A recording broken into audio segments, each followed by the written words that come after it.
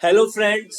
आज के इस एपिसोड में हम डिस्कस करने जा रहे हैं बजट 2025 की बहुत बहुत महत्वपूर्ण जानकारियां, बहुत इंपॉर्टेंट पॉइंट जो आपके लिए बहुत बेनिफिशियल होंगे। पूरी जानकारी लेने के लिए बने रहिए आप हमारे साथ इस एपिसोड के एंड तक और सब्सक्राइब कीजिए हमारा YouTube channel tax expert MK के। हाँ जी फ्रेंड्स, सबसे पहले अगर हम बात करें, ये जो बजट है, बजट से कॉमन मैन, इंडस्ट्री, हमारी मार्केट, शेयर मार्केट्स और सबको बहुत एक्सपेक्टेशंस थी यार, कुछ इस बारी कुछ मिलेगा इस बजट से।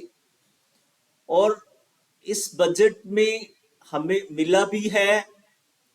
सबसे पहले तो हम बात करें कॉमन मैन, एक आम आदमी जो हर बारी बजट को पढ़ता है, देखता है और उसको लगता है कि यार कुछ नहीं मिला, तो इस बारी अपेरेंटली उनके लिए कुछ करने की कोशिश करी गई है।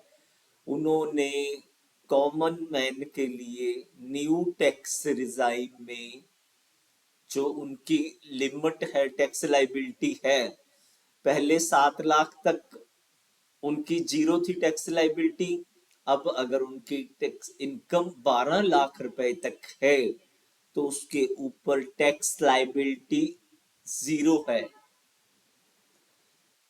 और अगर आप सैलरीड एम्प्लॉय हैं, आपकी इनकम 12,75,000 रुपए है, तो उसके ऊपर आपकी जो टैक्स लाइबिलिटी है वो भी जीरो है। आगे उन्होंने जो टैक्स की स्लैब्स हैं उसको चेंज किया है। तो चेंज 0 से 4 लाख तक उन्होंने क्या करा, जीरो नील एग्जेम्पशन लिमिट यानी कि 4 लाख तक बन गई हमारी। 4 से 8 लाख तक 5%, 8 लाख से 12 लाख तक 10%, 12 से 16 तक 15, 16 से 20 तक 20, और 20 से 25 तक 25%, और 20 से 24 तक 25%, और 24 लाख से ऊपर वाली जो इनकम है उससे जो है वो 30%। आप नोट करेंगे कि जो एग्जम्पशन लिमिट है, जो हमारी टैक्स स्लैब्स हैं, सब में कुछ ना कुछ उन्होंने परिवर्तन किया है। पहले हमारी टैक्स स्लैब कैसे चलती थी न्यू टैक्स रिजाइम में, 0 to 3, 3 to 7, 7 to 10, 10 to 12, और 12 से यो 15 एक्सीडिंग जो है वो 3 लाख जो है फिर 30% पे टैक्सेबल हो जाती थी। तो अब इस केस में उन्होंने क्या किया है कि अब 30% के ऊपर आपकी इनकम तब टैक्सेबल होगी जब आपकी जो इनकम है वो 24 लाख से ज्यादा होगी। तो ये सैलरीड इनकम अगर है, एम्प्लॉय है, तो 24,75,000 रुपए। दूसरा कोई है तो 20,75,000, 16 लाख, ऐसे उनकी स्लैब्स हैं। पहले की स्लैब्स हमने, ये तो है इंडिविजुअल टैक्सेशन। अब लोग से पूछते हैं ये तो इंडिविजुअल को बेनिफिट मिल गया जी, इंडस्ट्री को क्या बेनिफिट मिला? अगर आपका प्रोप्राइटरशिप बिजनेस है तो सीधा सीधा आपको भी सेम बेनिफिट मिला है। अगर आपकी इंटरेस्ट इनकम है तो भी आपको जो बेनिफिट मिला है। अगर आपकी किराए की कोई इनकम आती है तो भी आपको जो बेनिफिट मिला है। तो आपको जो बेनिफिट किन केसेस में नहीं मिला? अगर आपकी कैपिटल गेन्स की इनकम है, कैपिटल गेन्स की इनकम के ऊपर इसका जो अपना रेट है वो special rated income including capital gain वाली, उसके ऊपर जो सिस्टम है वो इसके अवेलेबल नहीं है। ये बहुत ही मतलब एक बात है कि इसके ऊपर उन्होंने एक्सटेंड नहीं करा। आजकल बहुत सारे लोग शेयर मार्केट में इन्वेस्ट कर रहे हैं, तो दे वर सीकिंग कि आप फॉरेन इंस्टीट्यूशनल इन्वेस्टर की कितनी राह देखते हो, भाई आओ हमारे कंट्री में आओ, या बेचते हैं तो मत बेच के जाओ, विजिट्स करते हैं, उनको बेनिफिट देते हैं, वो विदेशी पैसे कमा के हमसे चले जाते हैं। तो अगर ये वो इनहांस करते तो बढ़िया होता, बट इन्होंने वो बेनिफिट जो कैपिटल गेन का है, इस जो हमें बेनिफिट दिया है उसमें इसको एक्सटेंड नहीं करा। जो बेनिफिट दिया है वो रिबेट के माध्यम से दिया है, और जो रिबेट है वो कैपिटल गेन के केस में एप्लीकेबल नहीं है, और भी कई स्पेशल रेटेड इनकम्स हैं उनके केस में भी एप्लीकेबल नहीं है। फ्रेंड्स, मैं एक बात आपको बता दूं, हम इसके ऊपर एक अलग से वीडियो डालेंगे कि आपको रिजाइन कौन सा अब न्यू रिजाइन में आपको बेनिफिट कितना है। पिछले साल अगर ना ये अमेंडमेंट आती तो कितनी टैक्स लाइबिलिटी बनती, अगर अमेंडमेंट आ गई तो इसमें बजट में जो बेनिफिट दिया तो कितनी आपकी लाइबिलिटी, आपको नेट बेनिफिट कितना हुआ, एक्चुअल आपकी जेब में क्या बचा। मेन पॉइंट वो मैं इलस्ट्रेट एक सेपरेट वीडियो में आपके लिए करूंगा। इसमें हम बजट में जो की हाइलाइट्स हैं वो टेक केयर करें, कोशिश करेंगे आज ही वो वीडियो में अपलोड कर दूं। उसमें ये भी बताऊंगा कि रिजाइन में आपने न्यू चूज करना है या ओल्ड चूज करना है, ओल्ड किसके लिए बेनिफिशियल है। स्टिल हम ये नहीं कह सकते कि आप हमेशा न्यू ही चूज करो, ओल्ड भी कुछ केसेस में बेनिफिट हो सकता है, बेनिफिशियल हो सकता है। तो ये इंडिविजुअल टैक्सेशन में उनकी कुछ की जो प्रावधान है वो है। एक उन्होंने जो सिंपलीफाई करने की कोशिश करी है, दैट इज जो उन्होंने आप जो रिटर्न थी पहले 2 साल तक आप अपनी जो रिटर्न अगर नहीं फाइल करी तो जो उसका पीरियड 2 साल का था from the end of that particular, तो अब उस 2 साल को इनहांस करके उन्होंने 4 साल कर दिया। अब ये भी एक बहुत सुविधाजनक बात है कि 4 साल तक आप अपनी आईटीआर फाइल कर सकते हैं अगर आपसे मिस हो गई है। पहले 2 साल का पीरियड था भी भाई 2 साल के अंदर आप अपडेटेड रिटर्न फाइल कर सकते हो, बट अब इस 2 साल को इंक्रीज करके इसको 4 साल कर दिया गया है। और इसमें कुछ एक जो टीडीएस टीसीएस की प्रोविजंस है, मैं बिल्कुल इंपॉर्टेंट जो प्रोविजंस है वो हाईलाइट करूंगा यहाँ पे। देखिए, जो इंटरेस्ट आता है आपको बैंक से या ऐसे रिलेटेड गवर्नमेंट वहां से, वो इंटरेस्ट के ऊपर सीनियर सिटीजन को अगर 50,000 रुपए से ऊपर इंटरेस्ट आता था तो टैक्स कट जाता था उसका। अब उसे इनकम थ्रेशोल्ड को बढ़ाकर 1 लाख रुपए कर दिया कि भाई ये 1 लाख तक होगा तो तेरा टीडीएस नहीं कटेगा। जो टीडीएस था उसको थोड़ा उन्होंने सिंप्लीफाई करने की कोशिश करी है। कमीशन के केस में 15,000 से बढ़ा के थ्रेशोल्ड लिमिट उन्होंने 20,000 कर दी कि भाई तेरे को 20,000 तक का कमीशन मिला है जो देना पड़ता है तो उस पर टीडीएस नहीं कटेगा। रेंट की पेमेंट थी, पहले लोग किराए की इनकम है, अब सीनियर सिटीजन को आती है या और है, तो उस किराए की इनकम पहले 2,40,000 रुपए साल की बन जाती थी, तो 240 से ऊपर तो उसके ऊपर टैक्स बनता था, टी टैक्स कटता था। अब उस 240 से इंक्रीज करके इसको 6 लाख कर दिया गया है। फी फॉर प्रोफेशनल और टेक्निकल, प्रोफेशनल वालों को जो सीए है एडवोकेट है उनकी जो फीस है पहले 30,000 से ऊपर देते थे तो टीडीएस कटता था उसमें, तो अब 30,000 से उन्होंने इनहांस करके इसको 50,000 कर दिया है। सभी को थोड़ा थोड़ा खुश करने की कोशिश करी गई है।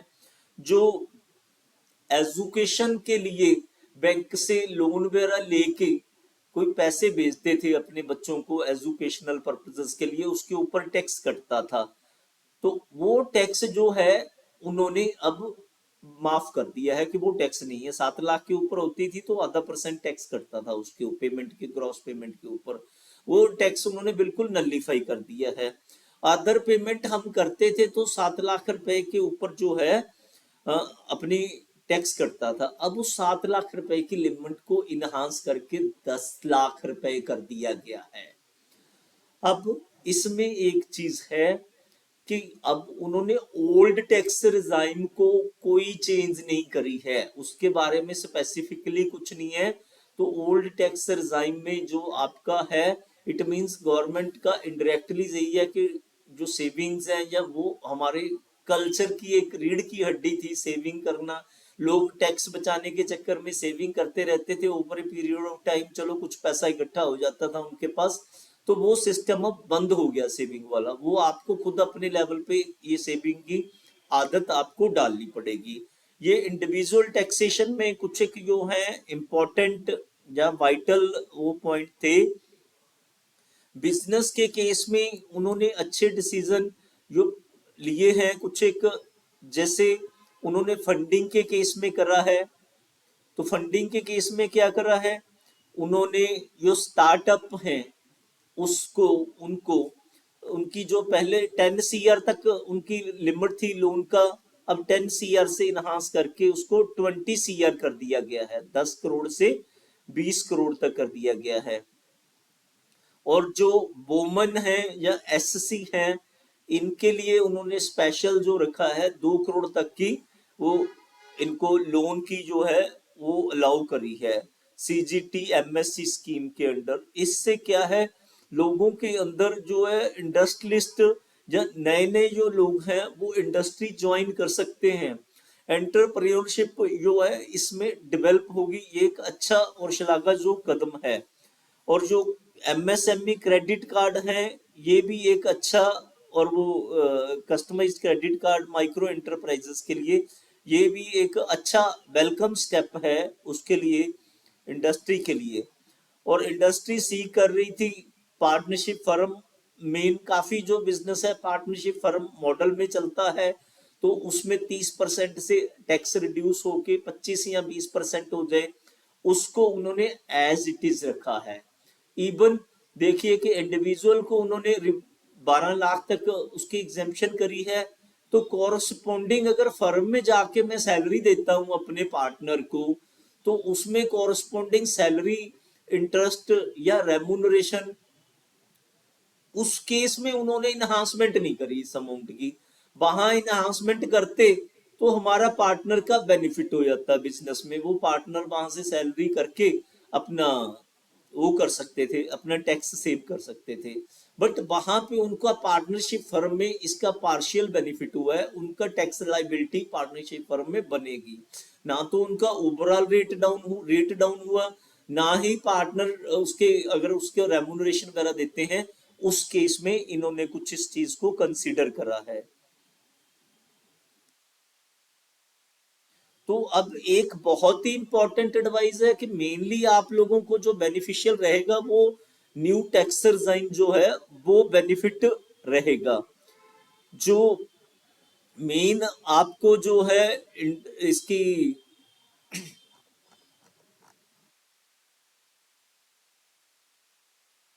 इसमें इंडस्ट्री की एक और वो अपेक्षा थी कि आप लोग जो जैसे GST की प्रोविजंस हैं, इनपुट टैक्स क्रेडिट है, वो किसी ने 1 करोड़ का माल खरीद लिया, 1 करोड़ का माल खरीद लिया, उसके ऊपर सपोज 28% टैक्स है, 28% टैक्स है, 28 लाख उसने अपनी GST पे करके माल परचेज कर लिया। अब उसने आके अपनी बुक्स ऑफ अकाउंट्स में उसका 28 लाख का क्रेडिट लेना है, तो क्रेडिट लेना उसको पता चलता है जी सेलर ने या तो अपनी GST की रिटर्न नहीं फाइल करी, जहां उसने GST जमा नहीं करवाया, जहां वो डिफॉल्टर है, तो उसके इश्यूज के चलते उसका जो ITC है वो इनएलिजिबल हो जाता है। ऐसे इश्यूज को वो देखना चाहिए। अगर कोई पे कर रहा है तो उस केस में इस चीज को उसको उसकी एलिजिबिलिटी खत्म नहीं होनी चाहिए। सरकार अपने लेवल पे इस चीज को देखे, कौन डिफॉल्टर है, कौन कंप्लाई नहीं कर रहा है, वो सेलर को अपने लेवल पे उसको टेक केयर करे, उसमें बायर का कोई रोल नहीं होना चाहिए। और ओवरऑल और बजट को इस चीज को देखें तो इस बजट में एग्रीकल्चर के लिए काफी अच्छी अच्छी योजनाएं शुरू की गई हैं। और जो है एग्रीकल्चर के लिए, इंफ्रास्ट्रक्चर के लिए, मेडिकल एजुकेशन की इन्हांसमेंट के लिए, बहुत ही मेडिकल एजुकेशन के लिए इन्होंने बोला है 10,000 एक्स्ट्रा वो क्रिएट करेंगे सीट्स, और आने वाले 5 सालों में 75,000 करेंगे। इससे एजुकेशन का जो सत्र बढ़ेगा, 5 जो है सेंटर ऑफ एक्सीलेंस करेंगे, अपना इस्टेब्लिश करेंगे, जिसमें आर्टिफिशियल इंटेलिजेंस और जो है काफी इसमें बेहतरी होगी, इंप्रूवमेंट होगी। इस तरह काफी सारे इन्होंने जो है इसमें बजट में प्रावधान दिए हैं, तो जो इंडस्ट्री के लिए भी बेनिफिशियल है। इंडस्ट्री के लिए अगर कोई चीज नहीं एकदम बेनिफिशियल, तो वो देखिए जो टैक्स रेट कम हुए हैं उससे आम आदमी की स्पेंडिंग बढ़ेगी। जब वो स्पेंडिंग बढ़ेगी तो उसकी डिमांड बढ़ेगी, डिमांड बढ़ेगी तो इंडस्ट्री अपने आप चलने लगेगी। अब जैसे हम देखते हैं कारों की डिमांड कम हो रही थी और है, तो उस चीज के लिए अच्छा इन्होंने एक्सपोर्ट को बूस्ट करने के लिए वो चीजें करी हैं, सिंप्लीफिकेशन। कुछ और प्रोविजंस में जैसे इनकम टैक्स एक्ट में इन्होंने बोला ड्रैकोनियन प्रोविजंस थी, कुछ एक क्रिमिनलाइजेशन जो था नॉन कंप्लायंसेस का, वो इन्होंने 100 नॉन कंप्लायंसेस को बोला है कि उसको वो कर देंगे, खत्म कर देंगे इस बजट में। और दूसरा जो है कि चैरिटेबल इंस्टीट्यूशंस के केस में जो 5 इयर्स का प्रावधान था उसको इंक्रीज करके अब 10 इयर्स कर दिया गया है। फ्रेंड ये तो थी आपकी ब्रीफ ब्रीफ हाइलाइट्स। देखो इससे रिलेटेड हम आपके लिए ऑलवेज ओपन है, कोई भी आप कहेंगे मेरे को, आपको आपकी कोई क्वेरी है, आपका कोई फीडबैक है, आप वीडियो के कमेंट बॉक्स में डालिए, तो हम इमीडिएटली उसका रिवर्ट करेंगे। अगर जरूरत हुई कुछ इश्यूज पे हम 2-3 वीडियो इसके अलग से भी बना देंगे। आप हमें भी मोटिवेट कीजिए, हमारे इस यूट्यूब चैनल को मैक्सिमम टू मैक्सिमम आप अपने व्हाट्सएप फेसबुक ग्रुप्स में शेयर करिए, और अगर सब्सक्राइब नहीं करा है तो इसको सब्सक्राइब कीजिए और साथ में बेल का आइकन दबाइए, सो दैट जब भी न्यू कोई अपडेट आती है इंस्टेंट बेसिस पे आपको उसका जो है नोटिफाई हो सके। आप हमको मोटिवेट करते रहिए, हम इंस्टेंट बेसिस पर आपको बहुत ही ऐसी यूजफुल अपडेट्स और अपनी एडवाइजरी जो है लेके आते रहेंगे।